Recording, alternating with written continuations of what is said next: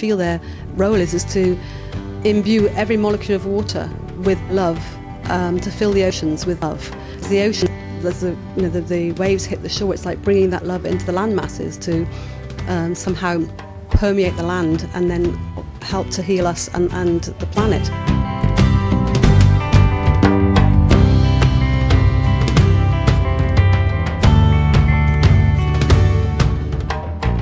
From tiny flies to majestic blue whales, our beautiful Earth co-inhabitants share the same mission in life: to help awaken the compassionate nature of humanity and bring love to this awe-inspiring planet.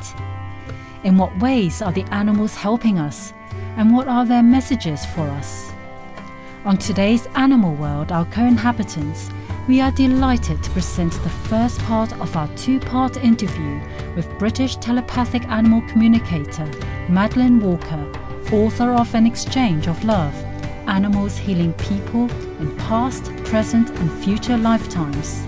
Miss Walker has a great passion for informing others about the loving nature of animals and their roles on our planet. She hosts clinics where she listens to animals communicate about their past and present traumas, performs distant readings of animal communications for clients and teaches courses for those who wish to be certified in telepathic animal communication.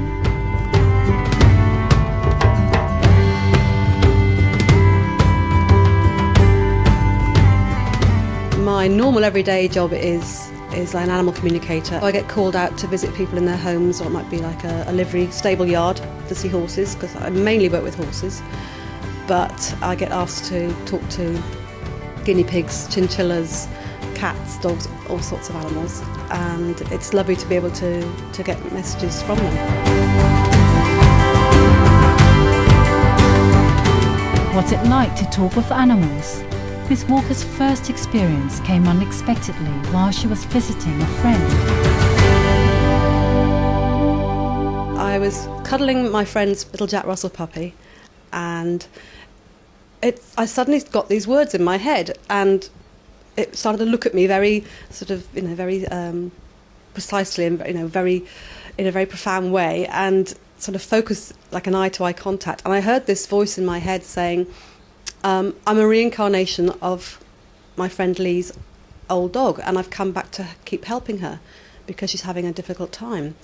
So I thought, okay, this dog is talking to me, that's weird enough, but it's also talking about reincarnation, which is really weird. I hadn't really thought about reincarnation at all before then, and certainly not thinking about actually talking to animals in a telepathic way, because it was like a voice in my head, but I knew it wasn't my voice. I put the dog down, and this little Jack Russell's face then started to change into a border collie with very specific spots on the muzzle. And I was looking at this puppy thinking, oh my gosh, what on earth's going on here? And then just as suddenly it went back to being a little Jack Russell face. And so I asked my friend, have you had a dog before? And she said, oh, not for years. And I said, well, what did you have? She said, I had a border collie called Briar. And I thought, oh my goodness. So she said, why do you ask? And I said, well, your little puppy's just told me that he's a reincarnation of Briar and he's come back to carry on helping you. I know that might sound mad. And she said, well, actually, it doesn't sound mad because I've only had him for 5 days and he just seems to know me. He seems to know my every move, and everybody that's met him just seems to think he's such a wise little soul in this tiny little puppy frame. So I asked her if she had a photograph of Brian. So she went and got a photograph and showed me, and it was exactly the face with the spots on the muzzle that the puppy had shown. And from then on, it's like the floodgates opened. I started to hear animals all over the place.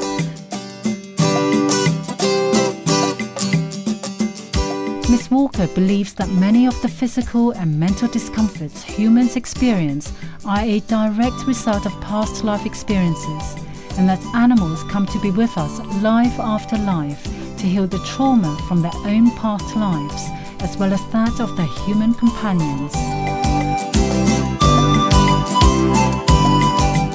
Strange as it might seem, I do believe that we do travel in soul groups, and that our animals do find us again if there's something that needs resolving. By flagging that up, very often we can work to release the physical discomfort as well as any emotional discomfort. One of Miss Walker's gifts is the ability to communicate with animals after they've passed on. I get a lot of requests from people all around the world who have had an animal that's passed, and they obviously want to know that the animal's okay. Well, they usually email me a photograph to get the messages of reassurance from the animals, and very often they'll describe someone that they've connected with in spirit, and it might be like a grandfather or a mother or a father of the human carer. And it's so nice to have such a clear evidence of that. And the other day I had a Dalmatian that had passed over, and from the photograph that the lady sent me from America, I could see this dog with a black dog and another Dalmatian that felt very sort of nurturing, and lots of other dogs around, but those two seemed to be the ones that were looking after it, and also a lovely gentleman who I felt was their grandfather. They were all looking after each other, which was fantastic.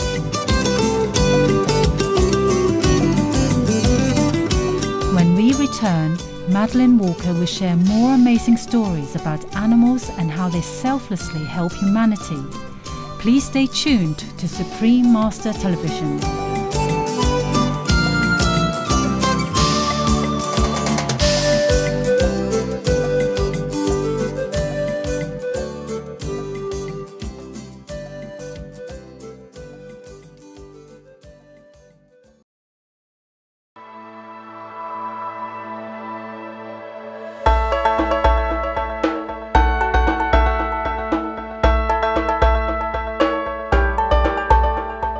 The animals are far more expanded than we are. And the great thing is that they really want us to expand and be empowered as well. That's what I love so much. Welcome back to today's Animal World, Our Co-Inhabitants, featuring Madeleine Walker, a telepathic animal communicator based in Somerset, UK. We asked Miss Walker if in the course of her work she had ever become aware that a human was an animal in a previous life or vice versa.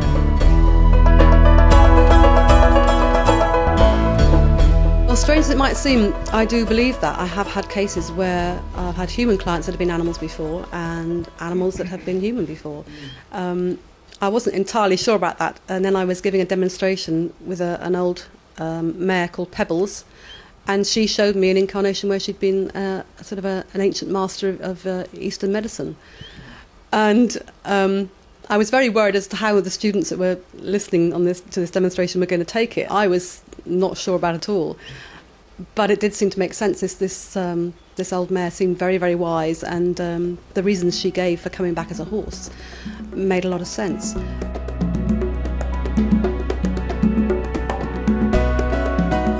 Since time immemorial, horses have been loved by humans for their beauty, loyalty and gentleness. Studies have shown that horses help cultivate children's self-confidence and communication skills.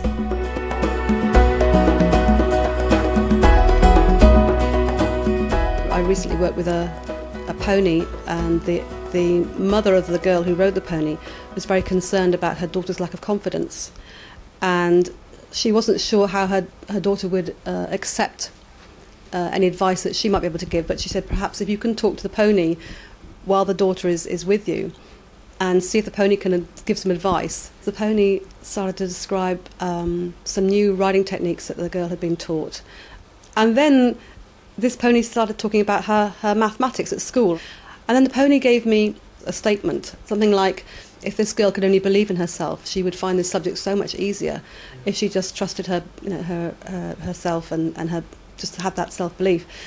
And it was quite extraordinary because the girl went quite pale and said, those are the exact words my maths teacher has just written yesterday in my half-term report. How did the pony know? And I don't know.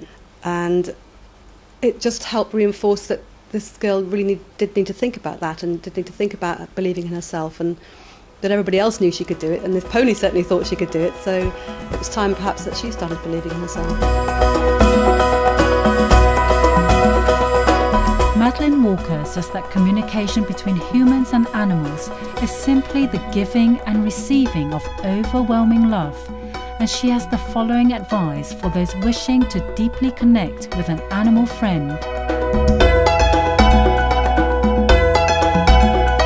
When I'm teaching people, I advise them to perhaps imagine a thread of light or a cord of light from your heart to the animal's heart, and just imagine sending all love down that cord, and just thanking the animal for being there and for having patience with you, and then, you know, just that you're here to help, and is there anything they can tell you to help to make their needs better, or perhaps something that we need to learn, and then just be open to listening and just see what happens. And it might be a feeling, or just a word, or you might get a smell or a taste, or, you know, a video clip in your head. It can affect people in different ways. All the indigenous tribes have always communicated that way with the planet, you know, and it's just something that we've become a bit distanced from. And again, it's about believing in ourselves and trusting that process.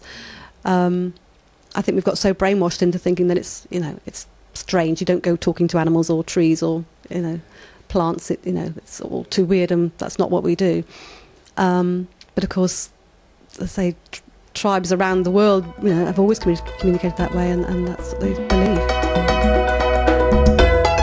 The presence of our animal companions assists us in numerous ways, from improving our health to helping elevate us spiritually, especially during this critical time in our planet's history.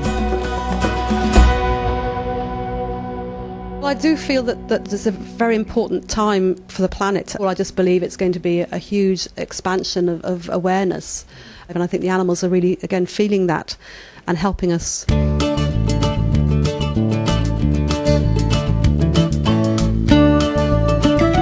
For more details on Madeleine Walker, please visit www.anexchangeoflove.com.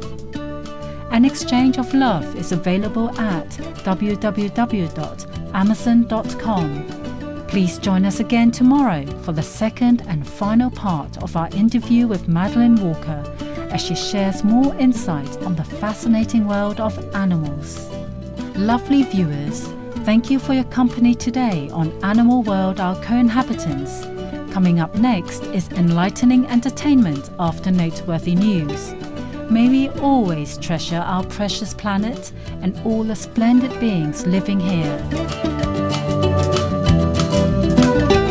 For more details, please visit www.suprememastertv.com/AW.